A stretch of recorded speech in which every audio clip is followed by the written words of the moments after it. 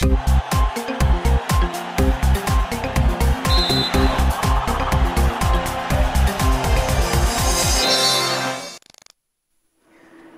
mwana michezo ni wasaa sasa wa kuangaza habari za michezo na burudani. Mimi ni Esther Mtebe na tuanze na habari za kitaifa. Ligi kuu soka Tanzania inatarajiwa kuendelea kesho kwa mzunguko wa 29 ambapo vilabu 16 vikitarajiwa kushuka dimbani kusaka alama 3 muhimu, huku michezo yote ikitarajiwa kuchezwa majira ya saa 10 kamili jioni kwa saa za hapa nyumbani. Mwanamichezo wetu Juma Mohamed anatujuza maandalizi ya Azam FC dhidi ya Tabora United. Miongoni mwa mitanange ambayo inataraji kuchukua hatamu za watu ni klabu ya Simba ambao wao wanausaka ubingwa watakapopambana dhidi ya klabu ya Ken Gold. Matajiri Azam FC wana nafasi ya kulipa kisasi mbele ya Tabora United kutoka mkoani Tabora. Kuelekea kwenye mchezo huo wa Azam FC dhidi ya Tabora United, kocha mkuu Rashid Tausi na nahodha wa klabu ya Azam FC walikuwa na haya ya kuzungumza. We have managing this time good. Why? Na tumepata muda mwingi wa kufanya mazoezi na wa kujiandaa. Tuna wachezaji wenye uzoefu. Matumaini yetu ni kwenda kuonyesha mchezo mzuri hapo kesho. Ukimtazama mtu kama Sopu, amekuwa ni mchezaji bora. Tuko vizuri kwenye kila kitu. National team and we have also working very good. Ningependa kuzungumzia, unauliza kama uko nafasi ya pili au kwanza. So kasi kama wachezaji natuumiza na hatuna cha kufanya kwa sababu ndo msimu unaenda kuisha, tayari tushapoteza. Kwa tuna kila nafasi ya kuhakikisha msimu unaofuata tuna hichi kichotokea msimu akijirudi. Kwa upande wa klabu ya Tabora hawakupata nafasi ya kuwepo katika mkutano wa waandishi wa habari, lakini waliwakilishwa na afisa habari wao Christina Mwagala, na hapa anaweka bayana maandalizi yao kuelekea mtanange wa hapo kesho. Ambacho tunachokihitaji kwenye mechi hizi mbili zilizosalia, kwa maana mechi dhidi ya Azam FC lakini pia na ile ya Coastal Union ambao ndio mechi ambao tunakwenda kufunga msimu huu wa 2024-25. Tunachohitaji kwa sasa ni kumaliza ligi kwa heshima. Kutoka jijini Dar es Salaam, mimi ni Juma Mohamed na hii ni Channel 10. Kutoka jijini Mbeya, kocha wa Tanzania Prison Amani Yosia na kocha Maulid Hamdi wa Yanga wamezungumza maandalizi ya vikosi vyao kuelekea mchezo huo ambao utapigwa kwenye dimba la Sokoine jijini Mbeya, huku kila mmoja akizitaka alama 3 muhimu. Zaidi na Epi Marcus.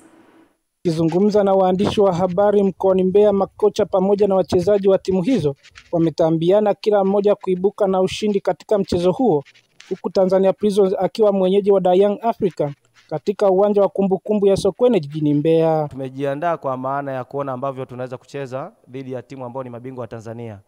Tumejiandaa pia kucheza na timu ambayo iko imara kwa maana ya wachezaji. So sisi kama Tanzania Prison, nadhani muendelezo wetu sisi wa matokeo ya kushinda mechi 4 mfululizo mpaka hapa tunapokwenda hapa inatupa morali kikosini. Nafikiri hata mazoezini hatutumii nguvu kubwa sana kuweza kumotivate wachezaji. Ni mechi ambayo ni muhimu kwa pande zote mbili, lakini sisi kama timu ambayo tunaepuka kutokucheza playoff, nafikiri tuna kila sababu ya kuona kwamba kama tuna home advantage basi tuitumie. Yani upande wa wachezaji hii ni kama sikukuu.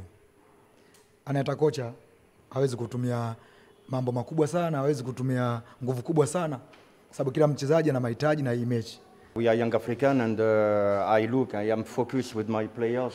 We respect this club, no problem for that, but we are not here to joke. We are not here to visit Mbeya. We are here to take 3 points. Swala matokeo na timu kwa mbovu ni vitu tofauti. Timu inaweza nzuri lakini isipate matokeo. Kwa hiyo sisi kama timu tumejipanga kuja kutafuta matokeo mazuri.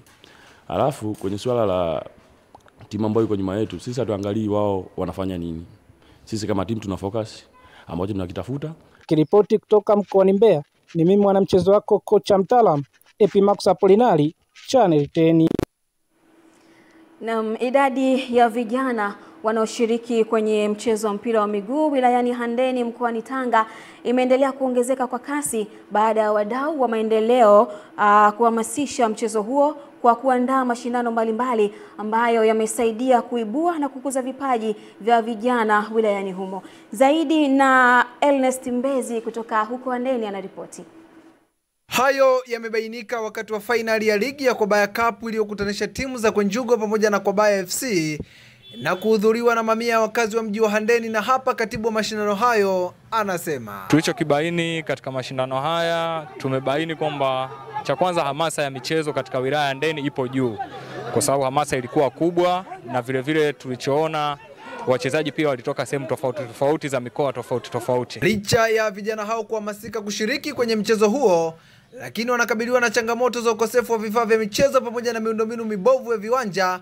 Na hapa viongozi wa halmashauri pamoja na wadau wa maendeleo waliodhamini mashindano hayo wanasema. Tunatarajia kwa halmashauri tufanye mashindano makubwa zaidi ya haya kwa ajili ya maendeleo na mustakabali wa vijana ndani ya halmashauri yetu ya mji Handeni. Tumejipanga kuondoa changamoto hizi kwa mambo mengi. Kwanza, kutafuta maeneo kwa ajili ya uwanja wa halmashauri. Halmashauri yetu ya mji Handeni iko mbioni kutengeneza uwanja kwa ajili ya michezo. Nimekuja hapa kwa niaba ya taasisi ya Kiislamu WIPAS ambao wao ndio wameweka ligi hii ya kupambana takriban timu 20. Lengo na mazumuni ni kuendelea kusapoti kazi zinazofanywa na serikali ya Jamhuri ya Muungano wa Tanzania, lakini vile vile kuibua vipaji vya vijana. Aidha, kupitia fainali hiyo vijana wakahimizwa kushiriki kikamilifu kwenye uchaguzi mkuu utakaofanyika mwaka huu. Kuchaguliwa na kuchagua ni haki ya kila Mtanzania. Vijana wenzangu, jitokezeni kwa wingi kushiriki uchaguzi kikamilifu. Muendelee kuiunga mkono serikali yenu ya awamu ya 6. Nikiripoti michezo kutoka wilayani Handeni mkoani Tanga, Ernest Mbez, Channel 10. Wanariadha wa Tanzania wameaswa kujitokeza kwa wingi kujisajili katika msimu wa 6 wa mbio za kimataifa za NBC Dodoma Marathon ambazo zinatarajiwa kushirikisha wanariadha zaidi ya 2000 kutoka maeneo mbalimbali duniani, huku lengo la mbio hizo zikiwa ni kurejesha kwa jamii kupitia huduma ya afya ya mama na mtoto sambamba na huduma za kansa ya shingo ya kizazi. Akizungumza katika mkutano na waandishi wa habari nchini, mwenyekiti wa kamati ya maandalizi ya mbio hizo Tatiana Masimba amesema kuwa wanariadha wanatakiwa kujitokeza mapema kujisajili katika mbio hizo ambazo kwa sasa zimekuwa na mchango mkubwa kwa wanariadha wa Tanzania, huku wadau wanaunga mkono mbio hizo wakiweka wazi matarajio yao. Tunaendelea kusisitiza wananchi ambao wanapenda kushiriki msimu huu wa 6 NBC Dodoma Marathon wajiandikishe kwa mapema, wasisubiri last minute, kwa sababu sasa hivi tumeshafungua usajili sasa wa watu wote. Mwaka huu lengo letu ni kufika participant 12,000 na tunaendelea kusisitiza watu wajiandikishe. Elite runners tutakuja hapa pia tuje tutangaze prizes, kwa sababu nadhani elite runners wenyewe wanakuja kukimbia mahususi kwa ajili ya zawadi, kwa sababu wenyewe kukimbia ni kazi, ni shughuli yao ya kila siku. Tunajali vizazi vijavyo. Tunapoelekea kwenye mbio hizi, hatuoni tu washiriki wakikimbia kilomita 5, 10 ama 42. Tunaona wakikimbilia mabadiliko, wakikimbilia tumaini jipya. Kupitia GSM Foundation tumeamua kuunga mkono ajenda ya mbio hizi ambazo ni mahususi kuendeleza vita dhidi ya saratani ya kizazi, lakini pia kuongeza idadi ya wakunga kutoka 100 mpaka 200 kama ambavyo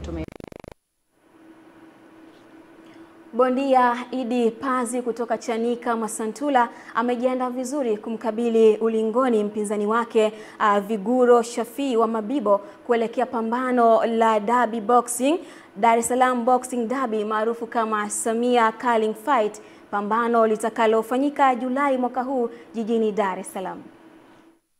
Akizungumza wakati akiendelea kujiandaa, bondia Idi Pazi amesema moja ya sifa ni kuwa na nguvu nyingi, hivyo anajiandaa kuhakikisha anakuwa mshindi kwenye pambano lake. Mechi zangu zote ukiangalia nakutana na mabondia wagumu, mabondia wabishi, na kazi inayofanyika mpaka kutokuwa piga knockout, wao wenyewe pia ni wavumilivu sana.